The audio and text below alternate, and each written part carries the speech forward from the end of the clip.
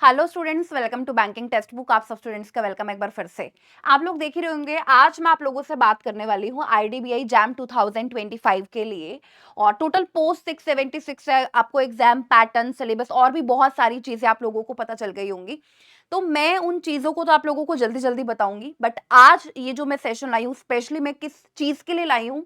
Complete syllabus, हम लोग हर एक सब्जेक्ट का सिलेबस देखेंगे कि क्या सिलेबस रहने वाला है हर एक सब्जेक्ट का और कैसे होगा आपका सिलेक्शन, इस पर मैं बात करने वाली हूँ। प्लस पिछले सालों में कट ऑफ क्या गई है उस पर भी मैं आज ही के सेशन में बात करने वाली हूँ। ठीक है, तो रेडी हो जाओ, तैयार हो जाओ। आइए, तो सबसे पहले आप लोग जान लीजिए, ये सारी डिटेल्स आप लोगों को पता है, मैंने बता दिया है, आप लोगों ने सुन लिया होगा अभी तक। बट फिर हम लोग फटाफट से इसको करते जाते हैं। एक बार जानना जरूरी है ये, जिन लोगों को नहीं पता होगा। सबसे पहले नोटिफिकेशन डेट आप लोग देख लीजिए, 7 मई 2025। आपका जो मोड है एग्जाम का वो ऑनलाइन रहेगा, ऑनलाइन कंप्यूटर टेस्ट आप लोगों का होगा। सिलेक्शन प्रोसेस के लिए आपका ऑनलाइन टेस्ट होगा और प्लस में इंटरव्यू होगा आपका। Age minimum 20, maximum 25 year. Salary पर मंथ की 50,000 प्लस रहने वाली है। ऑनलाइन एप्लीकेशन डेट 8 मई से शुरू है 2025 से। लास्ट डेट 22 मई 2025 है।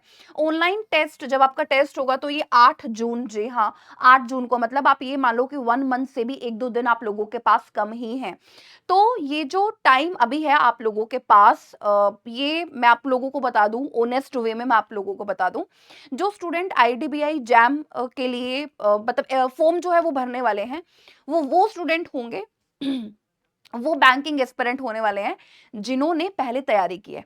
क्योंकि मैं इसका लेवल आप लोगों को पहले बता देती हूँ कि इसका level SBI clerk mains level तक का रहेगा। टाइम हमारे पास कम है क्योंकि 8 जून को हमारा पेपर है, तो बिल्कुल फ्रेशर जो स्टूडेंट्स हैं, मतलब वो आप लोग खुद से सोचो कि फ्रेशर 1 मंथ में तैयारी इतने अच्छे लेवल पर कैसे कर सकते हैं। तैयारी करने में टाइम लगता है, थोड़ा ज्यादा टाइम लगता है तैयारी करने में। तो अभी पेपर बहुत जल्दी है, तो ये वही स्टूडेंट ज्यादा अप्लाई करेंगे जिन्होंने पहले बहुत अच्छी तैयारी करी हुई है बैंकिंग की, उनके लिए बहुत बेनिफिशियल है। एक चीज और मैं आपको यहीं पर स्पेसिफाई कर दूं कि ये ऐसा नहीं है कि कॉन्ट्रैक्ट बेसिस पर ये जॉब है आप लोगों की। ये जो एग्जाम के थ्रू आईडीबीआई जैम जो आप लोग देख रहे हो, ये परमानेंट जॉब है। जी हाँ, तो इस आप भुलेखे में मत रहना कि कई जगह पर अगर आप ऐसा सुन रहे हो कि ये कॉन्ट्रैक्ट बेसिस पर है या आप ऐसा सोच रहे हो खुद से, तो ये कॉन्ट्रैक्ट बेसिस पर नहीं है, परमानेंट जॉब है। शुरू की कुछ चीजें हैं, इनिशियली क्या होगा वो मैं आप लोगों के साथ ऐसे सेशन में डिस्कस करूंगी। ठीक है, तो टाइमिंग वगैरह आप लोग देख सकते हो। एजुकेशनल क्वालिफिकेशन में भी देखो, मतलब ये अच्छे ही बच्चों को लेना चाह रहे हैं। एकेडमिक्स में जो ज्यादा अच्छे रहे हैं स्टूडेंट्स, उनको पहले ही छाट लिया गया है। जनरल ईडब्ल्यूएस ओबीसी के लिए 60% परसेंटेज रखी गई है। एससी एसटी पीडब्ल्यू बीडी के लिए 55%। प्रोफिशिएंट इन कंप्यूटर जो है वो होना चाहिए। डिप्लोमा कोर्स, जिन लोगों ने भी डिप्लोमा किया हुआ है वो मान्य नहीं है, वो स्टूडेंट इस फॉर्म को नहीं भर सकते हैं। ठीक है, ये चीज यहाँ पर बताई है। Age minimum maximum 20 to 25 age वाले इस फॉर्म को भर सकते हैं। एज रिलैक्सेशन, जैसा कि हर एक बैंकिंग एग्जाम के लिए ये टेबल आप लोग देखते होंगे, आप लोगों को प्रोवाइड होते हैं ये टेबल कि एससी एसटी के लिए 5 ईयर्स, ओबीसी के लिए 3 ईयर्स का एज रिलैक्सेशन है। As it is IDBI JAM में भी आप लोगों को ये टेबल देखने को मिल रही है, तो ये एज इट इज अप्लाई होती है चीजें। सिलेक्शन प्रोसीजर, जिसके बारे में मैं बात कर रही थी कि आपका ऑनलाइन टेस्ट होगा, then GD plus interview and then DV document verification हो जाएगा। तो होगा क्या इसमें, आईडीबीआई के लिए ऑनलाइन टेस्ट में 200 क्वेश्चंस होंगे, 200 क्वेश्चंस होंगे, 200 मार्क्स के। ड्यूरेशन इसकी रहने वाली है 2 आवर्स 120 मिनट, 120 मिनट का टाइम होगा। नेगेटिव मार्किंग भी होगी, 0.25 मार्क्स कटेंगे हर एक इनकरेक्ट आंसर के लिए। ग्रुप डिस्कशन होगी, देन इंटरव्यू होगा एंड देन डीवी होगा, डॉक्यूमेंट वेरिफिकेशन होगा। इस बात का आप लोग ध्यान रखिएगा। ठीक है, आगे आ जाते हैं एग्जाम पैटर्न पर। एग्जाम पैटर्न में 4 सेक्शंस आप लोगों को दिखाई देंगे। Logical reasoning, data analysis and interpretation, English language, quant, general, economy, banking awareness, computer IT, ये सब आप लोगों को सेक्शन नजर आ रहे होंगे। क्वेश्चन मार्क्स, ड्यूरेशन मैंने आप लोगों को बताई है। एक बात मैं यहीं पर आप लोगों को स्पष्ट कर देती हूँ कि जो सेक्शन की ड्यूरेशन होती है ना, वो भी आपको बहुत हद तक उसका जो लेवल है वो बता देती है। ठीक है, अभी जैसे यहाँ पर देखो, लॉजिकल रीजनिंग डीआई जो है वो अलग से इसमें दिखा दिया गया है। वैसे जनरली हम लोग डीआई मैथ्स में कंसीडर करते हैं, बट यहाँ पर इसके साथ लिखा हुआ है 60 क्वेश्चन 60 मार्क्स 40 मिनट, 40 मिनट का टाइम आपको मिल रहा है यहाँ पर। और इंग्लिश में 40 क्वेश्चन 40 मार्क्स, ड्यूरेशन 20 मिनट आपको मिल रही है। क्वांट का 40 क्वेश्चन 40 मार्क्स, ड्यूरेशन 35 मिनट। और जनरल इकोनॉमी बैंकिंग के लिए 60 question 60 marks, duration 25 minute, 25 minute का समय आपको यहाँ पर मिल रहा है। तो इंग्लिश लैंग्वेज के लिए आप लोगों को यहाँ पर देखो सबसे कम समय लग रहा है, मतलब इंग्लिश मुझे लग रहा है कि थोड़ा सा बाकी सब्जेक्ट्स के कंपैरिजन में आप लोगों को इजी पढ़ने वाली है। जबकि क्वांट का लेवल आप लोग देख सकते हो कि 35 मिनट का, 35 मिनट का टाइम दिया है, क्वेश्चन 40 से करने हैं। मतलब क्वांट का जो लेवल है वो आप बिल्कुल अच्छा एक्सपेक्ट कर सकते हो। और ये मैं आप लोगों को बोल रही हूँ कि एसबीआई क्लर्क मेंस लेवल तक का आप लोगों का तैयार होना चाहिए इसका, तभी आप इस फॉर्म को मतलब भरना और इसमें सिलेक्शन की आप लोग सोचना। ठीक है, चलिए आगे आ जाते हैं। नेक्स्ट आती है बात सैलरी के रिगार्डिंग, जो मैं आप लोगों को बता रही थी कि इसको देख करके बहुत सारे बच्चे ऐसा समझ रहे हैं कि ये कॉन्ट्रैक्ट बेसिस पर है। नहीं, ये बिल्कुल परमानेंट है। ठीक है, तो इसमें सैलरी का क्या प्रोसीजर है। स्टार्टिंग के 6 मंथ ट्रेनिंग के लिए आपको मंथली स्टिपेंड 5,000 रुपए, और फिर उसके बाद क्या होगा, 2 मंथ की इंटर्नशिप पीरियड, मंथली उसके लिए 15,000 रुपए, 15,000 rupees. Then appointed as junior assistant manager grade O, and then आपके अकाउंट में सैलरी आपको देखने को मिलेगी 50,000 प्लस, 50,000 प्लस सैलरी आपको देखने को मिलने वाली है। अब मेन जिसके बारे में मैं आप लोगों के साथ बात करने वाली हूँ वो है सिलेबस। तो इंग्लिश लैंग्वेज, मतलब इंग्लिश में जैसे आप अदर बैंकिंग एग्जाम्स के लिए देखते हो जो इंग्लिश का सिलेबस होता है, वही इसके लिए भी है। ठीक है, जैसे इसमें सेंटेंस कंप्लीशन, क्लोज टेस्ट आप देखते हो, एरर स्पॉटिंग आता है, पैरा जंबल आता है, सेंटेंस करेक्शन आता है, फिलिंग द ब्लैंक्स आता है, जो पैराग्राफ है उसके बेसिस पर क्वेश्चंस जो करने होते हैं वो आप लोगों को देखने को मिलता है। तो वो एज इट इज जो बैंकिंग एग्जाम का पैटर्न रहता है इंग्लिश को लेकर के, बिल्कुल वैसा ही पैटर्न आपको इंग्लिश में देखने को मिलने वाला है। 20 मिनट का टाइम हम लोग अभी देख चुके हैं कि सेक्शन को करने के लिए 20 मिनट का टाइम आपको मिलेगा। और आई थिंक 40 क्वेश्चंस आप लोगों को यहाँ पर करने होंगे, 40 ही थे ना जहां तक मुझे ध्यान है, हाँ 40 क्वेश्चन आप लोगों को यहाँ पर करने होंगे इसमें। ठीक है, तो इंग्लिश का तो ये है। देन जनरल अवेयरनेस, नाम से ही ये सब्जेक्ट आपको बता देता है और सब लोगों को पता ही होता है कि इसमें क्या क्या हम लोगों को पढ़ना है। जैसे banking awareness, books and authors के बारे में, इंपोर्टेंट अवार्ड्स, यूनियन बजट 2023-24 नहीं, मतलब यूनियन बजट तो जो अभी का है प्रेजेंट का, वो आप लोग देखना। ठीक है, और static banking, currency award, headquarter, current affairs जो रहते हैं पिछले 6 महीने तक के करंट अफेयर्स हम लोग देख करके जाते हैं। ठीक है, तो ये जनरल अवेयरनेस का सिलेबस रहेगा। आरबीआई ने नया क्या क्या किया है, गवर्नमेंट हमारी कौन सी स्कीम्स लॉन्च कर रही है, ये बहुत इंपॉर्टेंट पार्ट रहता है। और मैं आपको एक बात बता दूं, जनरल अवेयरनेस एक ऐसा सब्जेक्ट है जिसमें आपको क्वेश्चन मतलब पढ़ना है और ऑप्शंस देख करके फटाफट से आंसर टिक मार्क करना है। आपको आता है, आपने कभी पढ़ा है तो आपको आता है, नहीं पढ़ा तो आपको नहीं आता। कंफ्यूज होने वाली इसमें बात नहीं होनी चाहिए। वो सिर्फ तभी होती है कि जब आप एग्जाम दे रहे हो और आपने जस्ट 1 मंथ बिफोर पढ़ाई शुरू की है। इसमें तो खैर 1 महीना ही है, 1 मंथ पहले आप करंट अफेयर करने लगे हो, फिर तो एग्जाम में जाकर आपको कंफ्यूजन होगी। लेकिन जो स्टूडेंट पहले से प्रिपरेशन कर रहे हैं, पिछले 6 मंथ का प्रिपेयर्ड है उनका एग्जैक्टली करंट अफेयर्स, उनको ऑप्शन में भी प्रॉब्लम नहीं होती। तो जनरल अवेयरनेस यहाँ पर एक ऐसे सब्जेक्ट का काम कर सकता है जो आपको सिलेक्शन की तरफ लेकर के जाए। ठीक है, तो ये तो वैसे भी बहुत बढ़िया सब्जेक्ट रहता है सिलेक्शन के लिए स्पेशली।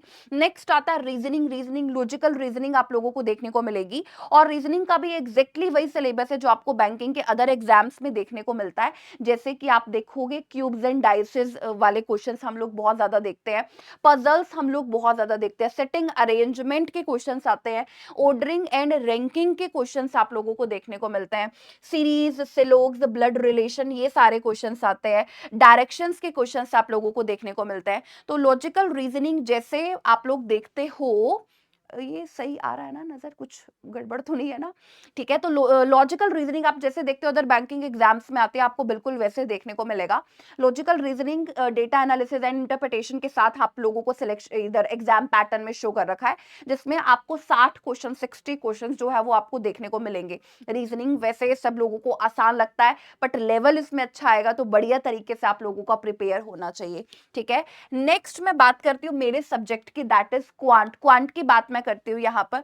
तो सबसे पहले आप लोग देखोगे कि यहाँ पर नंबर सीरीज, अगर नंबर सीरीज आती है और अच्छे लेवल की आती है तो ये एक ऐसा टॉपिक होता है नंबर सीरीज जो कम टाइम में आपके मार्क्स बना देता है। नंबर सीरीज पर अगर आप लोगों ने प्रैक्टिस किया है, आप लॉजिक क्रैक कर सकते हो, तो इससे अच्छा मार्क स्कोरिंग टॉपिक आपको नहीं देखने को मिल सकता। ठीक है, number series very very important. DI, जैसा कि मैंने आपको बोला ही है कि डीआई, क्योंकि मैं एसबीआई क्लर्क मेंस लेवल से इसका जो लेवल है वो कंपैरिजन कर रही हूँ। डीआई वेरी वेरी इंपॉर्टेंट, बहुत अच्छे लेवल का आपको देखने को मिलेगा।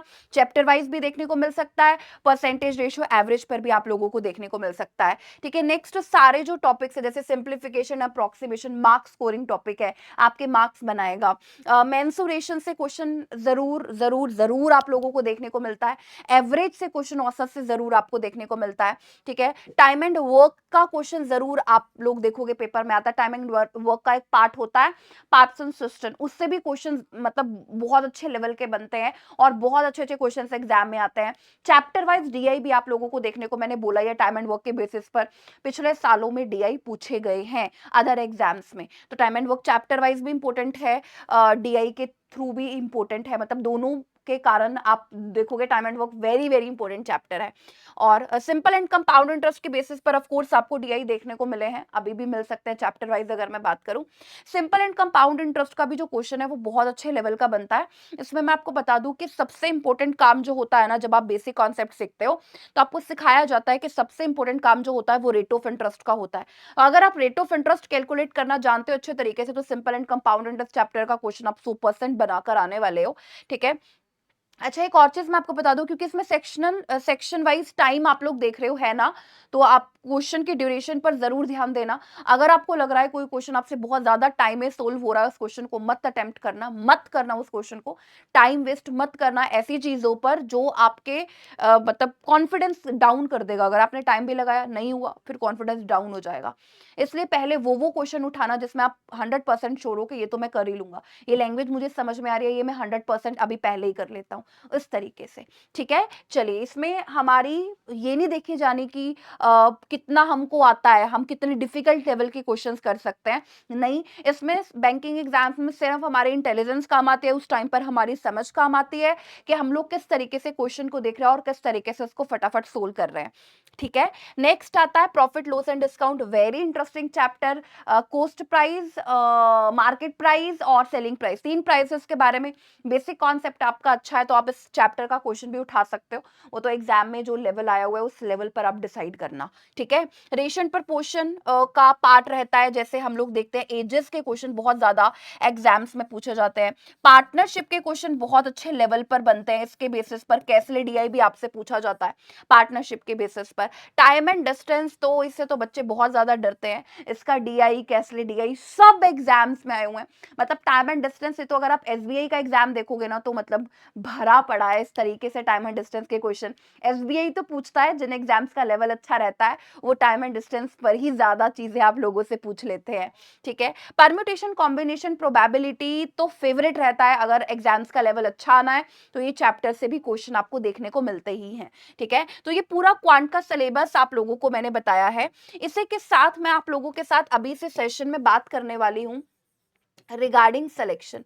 देखिए आईडीबीआई जैम की क्लासेस टेक्स्ट बुक बैंकिंग पर बहुत जल्दी मतलब अभी 1 और 2 डेज में प्लान कर ली जाएंगी, क्लासेस शुरू हो जाएंगी आईडीबीआई जैम के लिए। ठीक है, और सिलेक्शन के लिए एक और चीज आपको सिलेबस और ये सारी चीजें आपको पता होनी चाहिए। एक और चीज सबसे इंपॉर्टेंट रहती है, दैट इज कट ऑफ।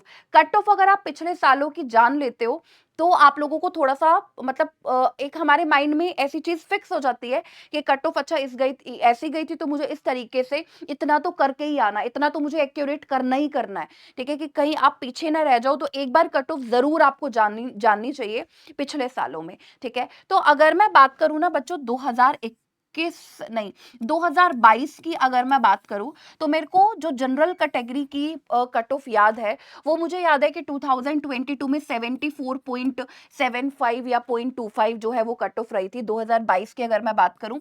और 2021 की बात करूं जहां तक जनरल कैटेगरी की बात है 85 कट ऑफ रही थी आउट ऑफ 200 200 में से। तो ये आप लोगों को देखना ज़रूर है।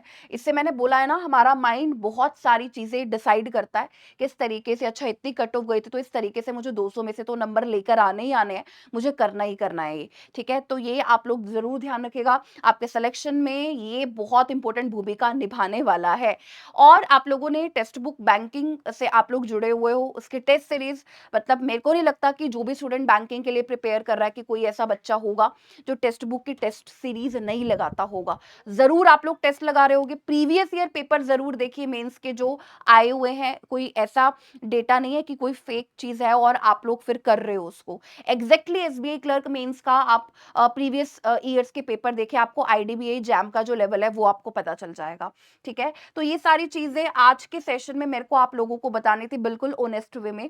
मेरे ख़्याल से आप लोग समझे होंगे, और अगर आपकी कोई भी क्वेरी है, आप कमेंट सेक्शन में टाइप कर सकते हो। नेक्स्ट सेशन आईडीबीआई जैम के लिए फिर मैं उसी का लेकर के आऊंगी, ठीक है? बैंकिंग के लिए टेक्स्ट बुक प्लेटफॉर्म्स के साथ जुड़िए, और अगर आप कोई भी बैच परचेज करना चाहते हैं तो आपको टेक्स्ट बुक के ऐप पर जाना पड़ेगा, ठीक है? चलिए, thank you, bye bye, thank you.